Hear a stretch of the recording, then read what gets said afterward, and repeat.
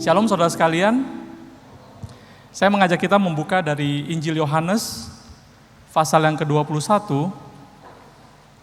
Firman Tuhan yang akan kita renungkan terambil dari Yohanes, pasal yang ke-21.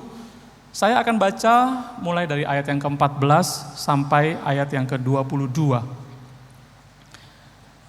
Yohanes 21 ayat 14 sampai ayat yang ke-22. Demikian bunyi firman Tuhan. Itulah ketiga kalinya Yesus menampakkan diri kepada murid-muridnya sesudah ia bangkit dari antara orang mati. Sesudah sarapan Yesus berkata kepada Simon Petrus, "Simon anak Yohanes, apakah engkau mengasihi aku lebih daripada mereka ini?" Jawab Petrus kepadanya, "Benar Tuhan, engkau tahu bahwa aku mengasihi engkau." Kata Yesus kepadanya, "Gembalakanlah domba-dombaku." Kata Yesus pula kepadanya untuk kedua kalinya, "Simon anak Yohanes, apakah engkau mengasihi aku?" Jawab Petrus kepadanya, "Benar Tuhan, engkau tahu bahwa aku mengasihi engkau." Kata Yesus kepadanya, "Gembalakanlah domba-dombaku."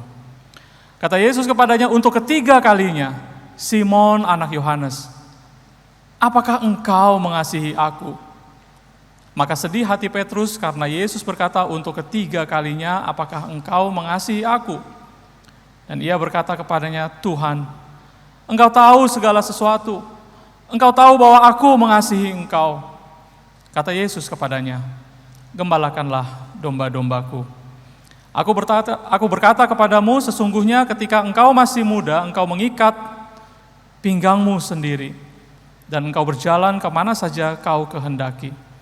Tetapi jika engkau sudah menjadi tua, engkau akan mengulurkan tanganmu dan orang lain akan mengikat engkau dan membawa engkau ke tempat yang tidak kau kehendaki."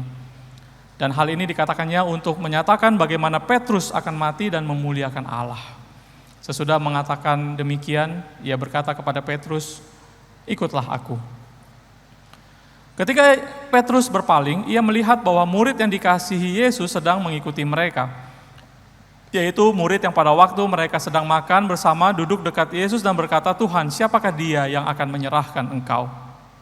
Ketika Petrus melihat murid itu dan ia berkata kepada Yesus, "Tuhan, apakah yang akan terjadi dengan dia ini?" Jawab Yesus, "Jikalau aku menghendaki supaya ia tinggal hidup sampai aku datang, itu bukan urusanmu. Tetapi engkau, ikutlah aku." Saudara sekalian dikasihi Tuhan,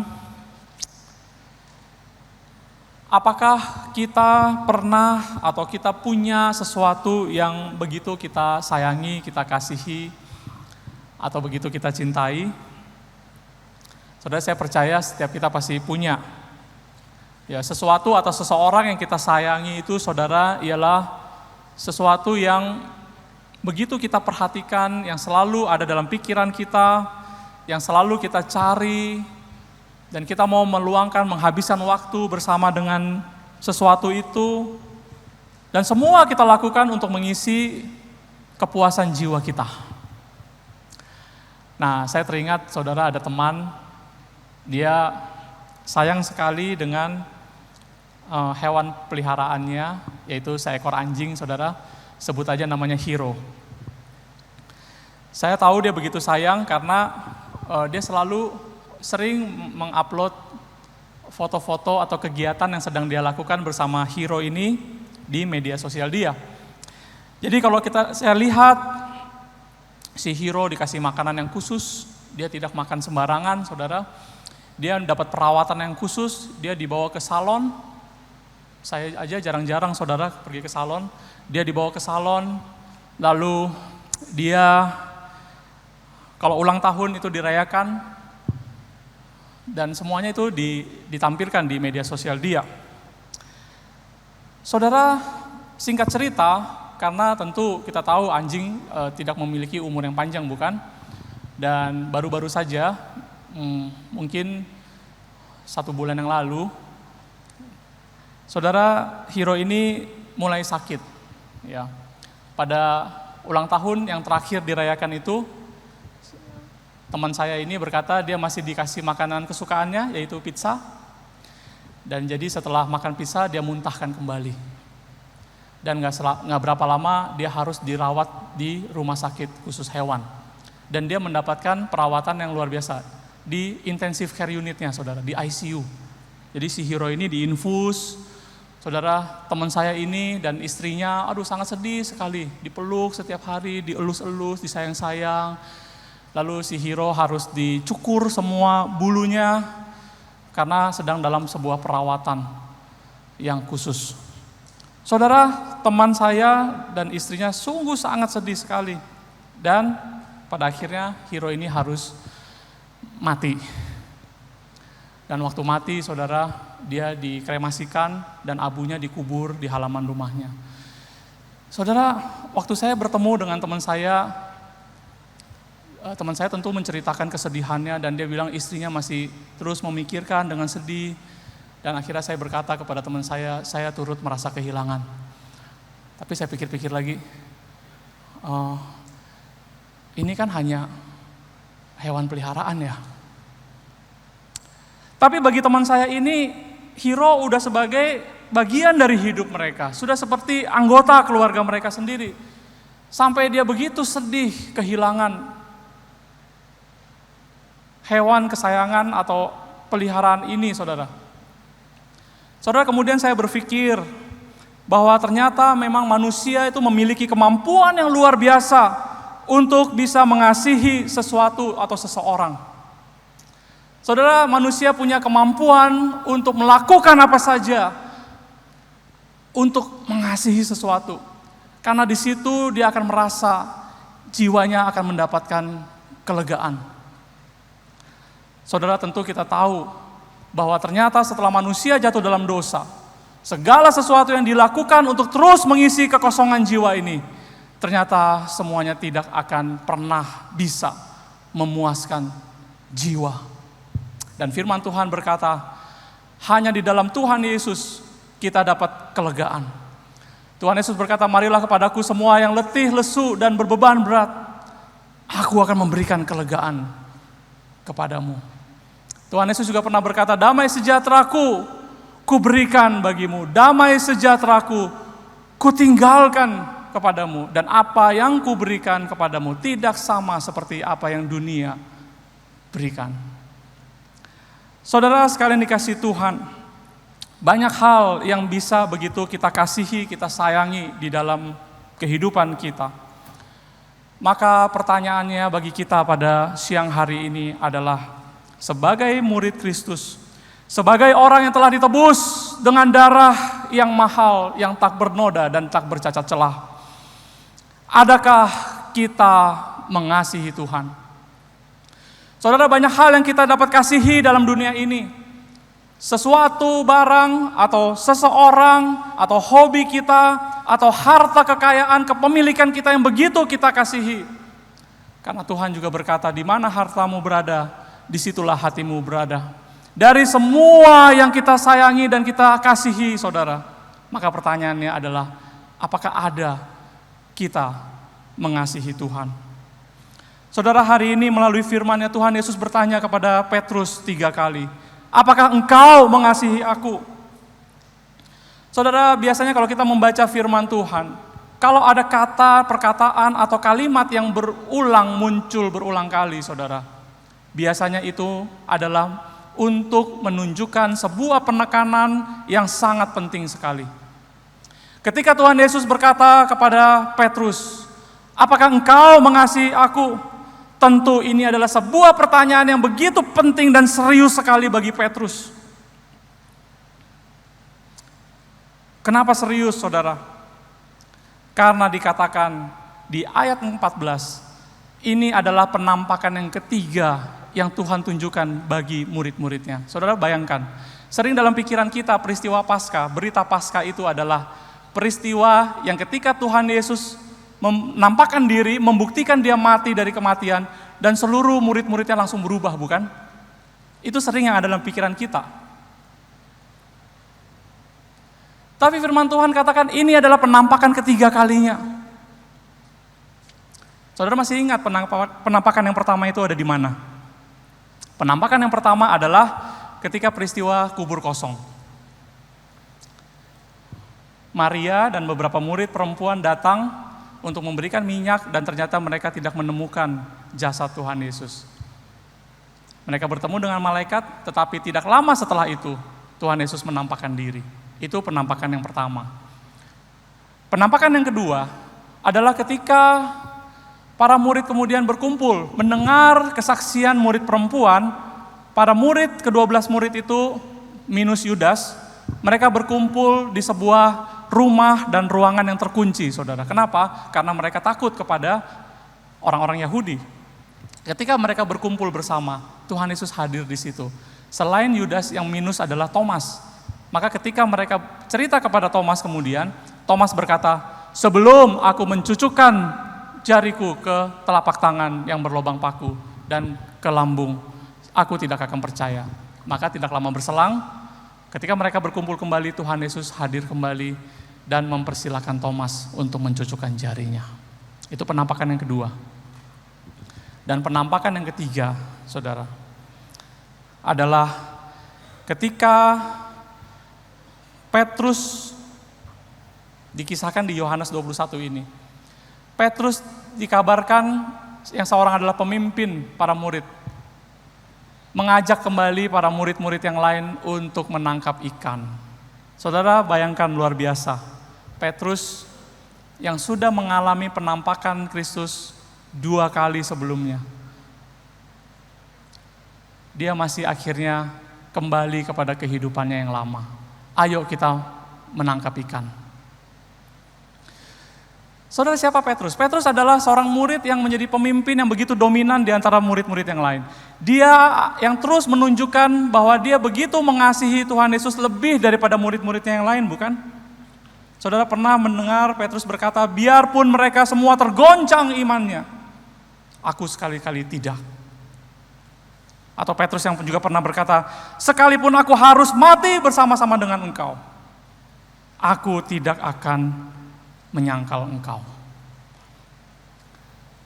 Saudara, tetapi Petrus yang mencoba mengasihi Tuhan, ini adalah Petrus yang gagal. Dia akhirnya menyangkal Tuhan Yesus 3 kali. Bahkan ketiga kalinya itu dia dengan bersumpah, "Aku bersumpah demi langit, aku tidak pernah mengenal orang itu." Saudara, kenapa Petrus gagal untuk mengasihi Tuhan? Karena Petrus selalu mengandalkan kekuatannya, pikirannya untuk mengasihi Tuhan. Dia pikir dia bisa mengasihi Tuhan, tetapi ternyata tidak.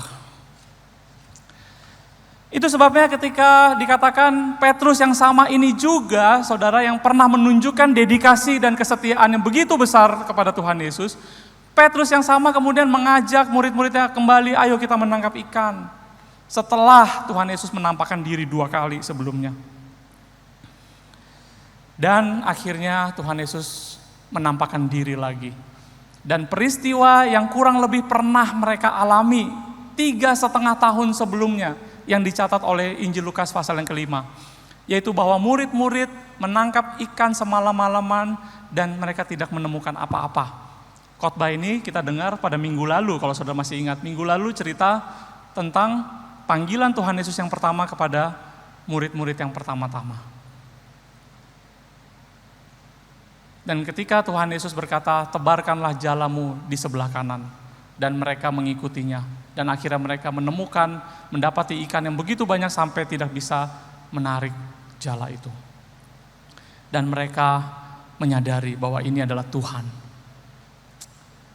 Petrus datang menghampiri Tuhan kembali. Dan mereka sarapan bersama-sama. Setelah sarapan bersama, saudara, Tuhan Yesus bertanya kepada Petrus 3 kali, "Apakah engkau mengasihi aku?" Saudara, tentu ini adalah pertanyaan yang sangat menusuk hati dan sanubari Petrus. Petrus didapati sedang menangkap ikan. Dan Tuhan Yesus datang dan bertanya kepada dia, "Petrus, betul kamu mengasihi aku?" Sambil menangkap ikan, saudara, bagaimana jawaban yang harus Petrus jawab kepada Tuhan Yesus? Saudara sekalian dikasihi Tuhan, sudah berapa ibadah Paskah, berita kebangkitan yang telah kita dengar selama ini? Sudah berapa kita mengalami dan kita percaya bahwa Tuhan bangkit dari antara orang mati? Saudara percaya Tuhan Yesus bangkit itu adalah hal yang sangat baik. Percaya Tuhan Yesus adalah Tuhan yang mengalahkan maut, itu adalah hal yang baik. Tetapi pertanyaannya sekarang, apakah semua berita Paskah yang pernah kita dengar itu sungguh-sungguh telah mengubah kehidupan kita? Apakah semua berita Paskah yang telah kita dengar, saudara, sungguh-sungguh telah membuat kita semakin mengasihi Tuhan kita? Atau sebaliknya, saudara, kita sama ternyata seperti Petrus. Kita telah mendengarkan berita Paskah kebangkitan Kristus berkali-kali. Tetapi hidup kita kemudian adalah kehidupan yang terus kembali ke kehidupan kita yang lama. Kita terus mengerjakan apa yang kita suka kerjakan. Kita terus memperhatikan apa yang kita ingin perhatikan. Tetapi sama sekali kita tidak melihat lagi, memprioritaskan lagi Tuhan yang telah bangkit dari kematian itu. Saudara sekalian yang dikasihi Tuhan, apakah ada saat ini kerinduan kita untuk mengasihi Tuhan? Tuhan Yesus yang bertanya kepada Petrus 3 kali, dan Tuhan yang sama yang hari ini bertanya kepada saudara dan saya, apakah engkau mengasihi aku? Apakah kita sungguh-sungguh telah mengasihi Tuhan, saudara? Atau mungkin kita juga sama seperti Petrus, kita pernah berusaha untuk mengasihi Tuhan. Kita pernah satu waktu berusaha untuk berjuang demi pelayanan Tuhan. Kita berusaha untuk mengasihi Tuhan, tetapi kita gagal. Kenapa kita gagal, saudara? Karena apa yang kita lakukan, itu hanya seturut dengan apa yang kita pikirkan dan apa yang kita inginkan untuk kita lakukan. Dan semua mengandalkan kekuatan kita sendiri. Itu sebabnya kita gagal. Itulah sebabnya saudara, hari ini kalau kita katakan kita mau mengasihi Tuhan, sungguh-sungguh kita harus datang dengan sebuah kerendahan hati kepada Tuhan. Karena untuk mengasihi Tuhan pun, kita perlu kekuatan dan anugerah dari Tuhan saja. Apakah kita mengasihi Dia? Saudara, hal yang kedua, mari sekarang kita perhatikan kata-kata yang muncul berulang kali yang lain selain perkataan apakah engkau mengasihi aku. Dan di sini kita menemukan ada kata yang lain yang muncul berulang, itu adalah kata ikutlah aku. Paling tidak kita temukan di ayat ke-19 dan ayat ke-22. Jadi setelah sekian diskusi atau percakapan Tuhan Yesus dengan Petrus, Tuhan Yesus menutup dengan berkata kepada Petrus, ikutlah aku. Dan di ayat yang ke-22, Tuhan Yesus berkata, tetapi engkau, ikutlah aku. Ini adalah perkataan yang selalu muncul, saudara. Apalagi waktu panggilan pertama. Pada saat panggilan pertama, Tuhan Yesus juga berkata, ikutlah aku. Engkau akan kujadikan penjala manusia. Mari, ikutlah aku. Saudara, perkataan ikutlah aku terus muncul berulang. Dan di sini kita tahu bahwa Tuhan Yesus menghendaki kita sebagai umat tebusannya agar kita hidupnya kemudian berubah. Berubah mengikuti Tuhan Yesus. Agar hidup kita semakin baik di hadapan Tuhan. Agar kita boleh semakin kuat menghadapi berbagai pergumulan hidup. Dan agar hidup kita semakin berkenan kepada Tuhan. Dan itu kehendak Tuhan Yesus bagi kita. Ikutlah aku. Saudara, mengikuti Tuhan Yesus itu juga berarti bagaimana kita meneladani contoh teladan yang telah diberikan Tuhan kepada kita. Dan pengertian yang selanjutnya adalah mengikuti Tuhan adalah juga sejauh mana kita telah melakukan perintah-perintahnya atau pengajaran-pengajarannya. Saudara, firman Tuhan berkata, jika kamu mengasihi aku, Yohanes 14 ayat yang ke-15, jika kamu mengasihi aku, kamu akan menuruti segala perintahku. Kalau dikatakan kita adalah pengikut Kristus, kita mengikuti Dia, itu berarti kita meneladani semua contoh teladan yang Tuhan Yesus telah berikan bagi kita.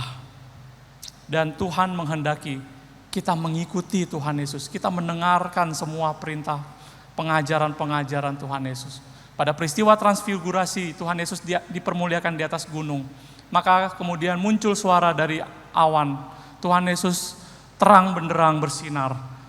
Dan suara itu berkata, inilah anakku yang kukasihi, dengarkanlah dia.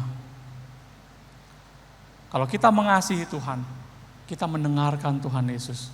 Kita mengikuti contoh teladan Dia. Mengikuti Yesus berarti saudara melakukan apa yang dikatakan dan tidak melakukan apa yang Tuhan Yesus bilang jangan untuk dilakukan. Saudara, dengan kata lain mengikut Tuhan Yesus itu berarti harusnya ada perbedaan, ada perubahan yang tidak ditemui oleh orang-orang yang belum mengenal Tuhan dengan kita yang telah mengenal Tuhan.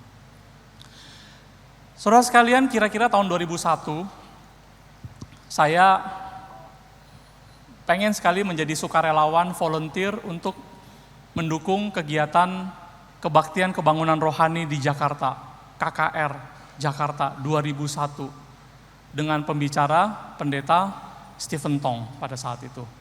Jadi waktu itu sebelum KKR itu 3 hari berturut-turut, 3 malam berturut-turut dilakukan di Istora Senayan, waktu itu namanya Istora Senayan, sekarang itu namanya Gelora Bung Karno.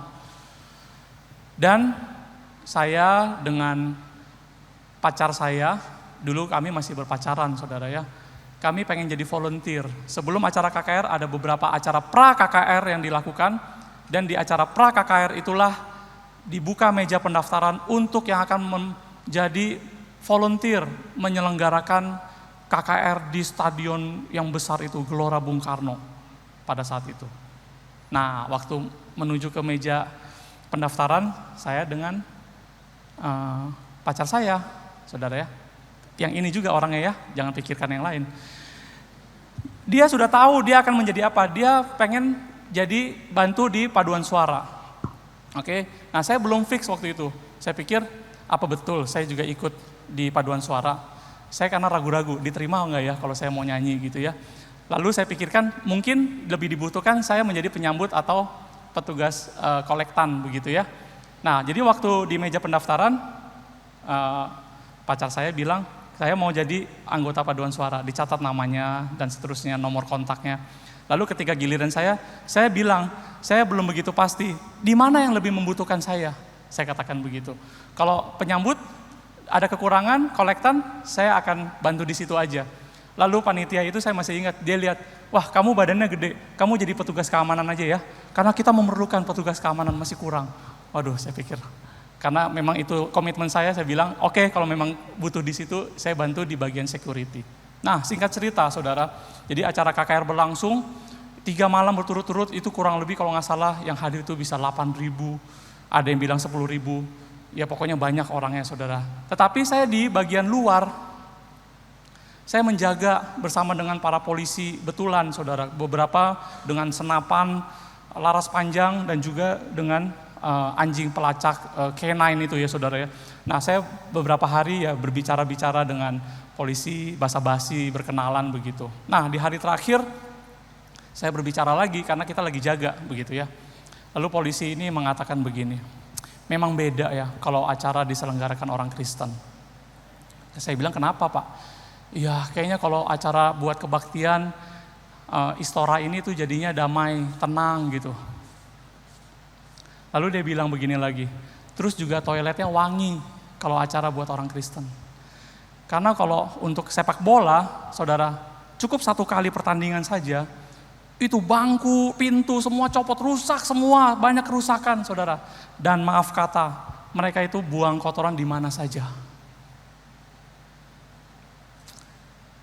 Jadi polisi ini sampai memberikan kesaksian, dia bukan orang Kristen, memberikan kesaksian yang sedemikian kepada saya. Dan saya pikir, nah ini harus menjadi tanda dari para pengikut Kristus.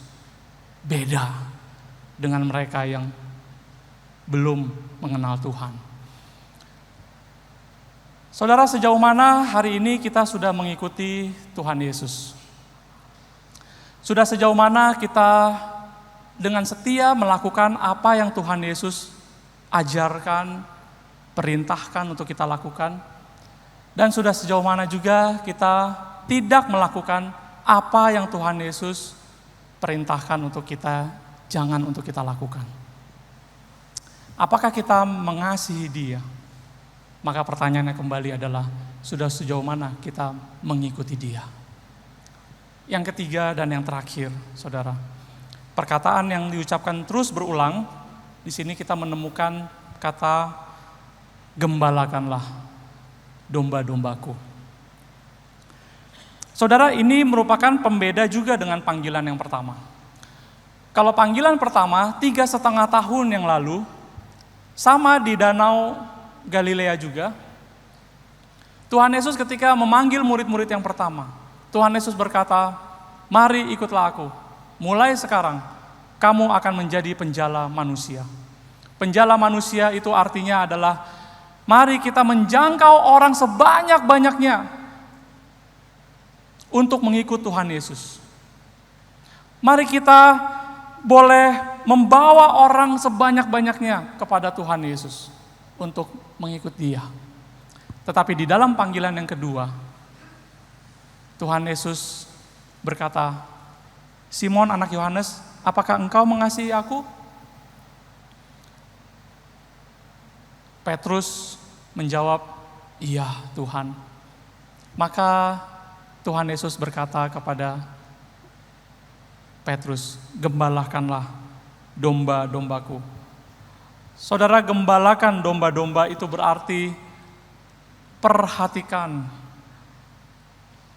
beri makan, rawatlah, pelihara, atau kalau mereka sakit, obati yang terluka. Jadi inilah beda panggilan yang pertama dengan yang kedua, saudara. Panggilan yang pertama, jangkau orang sebanyak-banyaknya kepada Tuhan. Nah, sekarang sudah ada domba-domba Kristus yang terjangkau.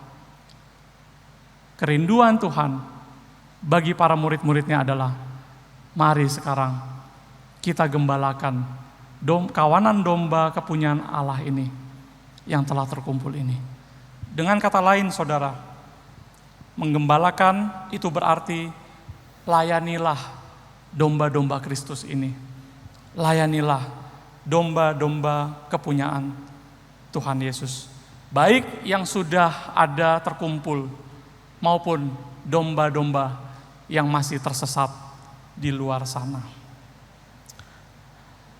Saudara, Tuhan Yesus pernah berkata di dalam Matius pasal yang ke-25. Dia berkata seperti ini. Sebab ketika aku lapar, kamu memberi aku makan. Ketika aku haus, kamu memberi aku minum. Ketika aku seorang asing, kamu memberi aku tumpangan. Ketika aku telanjang, kamu memberi aku pakaian. Ketika aku sakit, kamu melawat aku. Ketika aku di dalam penjara, kamu mengunjungi aku. Maka orang-orang benar itu menjawab dia, katanya, Tuhan, bila manakah kami melihat engkau lapar dan kami memberi engkau makan, atau haus dan kami memberi engkau minum? Tuhan Yesus menjawab mereka, aku berkata kepadamu, sesungguhnya segala sesuatu yang kamu lakukan untuk salah seorang saudaraku yang paling hina ini, kamu telah melakukannya untuk aku. Kalau kita mengasihi Tuhan, kita melayani, saudara, sesama kita. Ketika kita melayani, kita bukan sedang melayani manusia, tetapi kita sedang menyenangkan, melayani Tuhan kita. Saudara, Tuhan Yesus bertanya kepada kita siang hari ini, apakah betul saudara dan saya kita mengasihi Dia? Maka pertanyaannya, apa jawab kita, saudara? Kalau Tuhan Yesus hari ini bertanya kepada kita, apakah sungguh engkau mengasihi aku? Maka apa jawab kita, saudara? Dan Tuhan Yesus berkata kepada kita, engkau sungguh mengasihi aku? Layanilah domba-dombaku, gembalakan domba-dombaku. Mari kita saling belajar mengasihi Tuhan melalui belajar melayani satu dengan yang lain, saudara. Mari kita belajar mengasihi dan mengambil bagian dalam berbagai bidang pelayanan melalui wadah gereja ini yang kita kerjakan bersama-sama. Saudara sekalian, ada begitu banyak bidang pelayanan dalam komunitas kawanan domba Allah di gereja kita di tempat ini. Mulai dari ibadah, mulai dari persekutuan dan komisi-komisi di gereja kita. Saudara, hari ini gereja kita itu melayani kurang lebih 1.000 jemaat setiap minggu, saudara. Katakanlah kebaktian 1 dan kebaktian 2 itu ada 600 yang sudah kembali ke gereja. Atau yang masih mengikuti dari tempat masing-masing. 600 sampai 700 orang. Lalu kita juga melayani sekolah minggu. Dan ada kebaktian remaja dan pemuda MYC kita.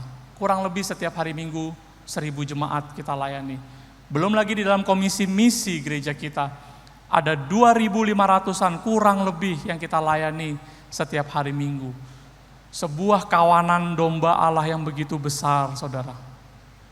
Itu sebabnya dibutuhkan kontribusi dari kita semua. Saudara, saya rindu tidak ada di antara kita yang berpikir, biarlah yang sibuk melayani, percayakanlah kepada mereka-mereka yang memang sudah punya hati dan giat untuk melayani.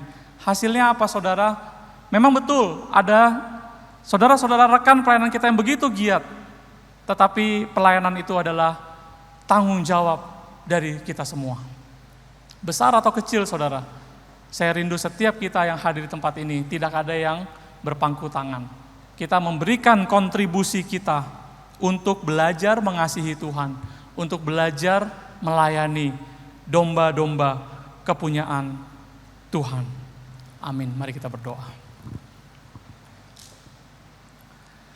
Tuhan, terima kasih untuk kebenaran firman yang telah kami dengarkan.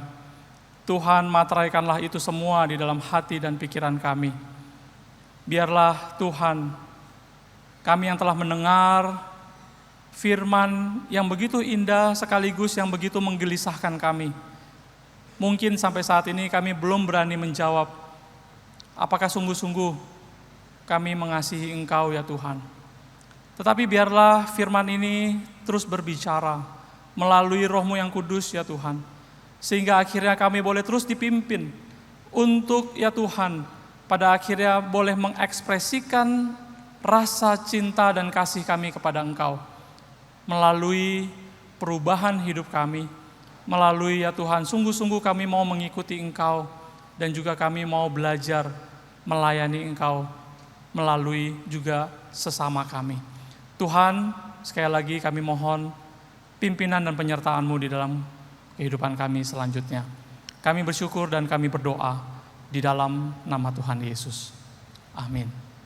Tuhan Yesus memberkati kita.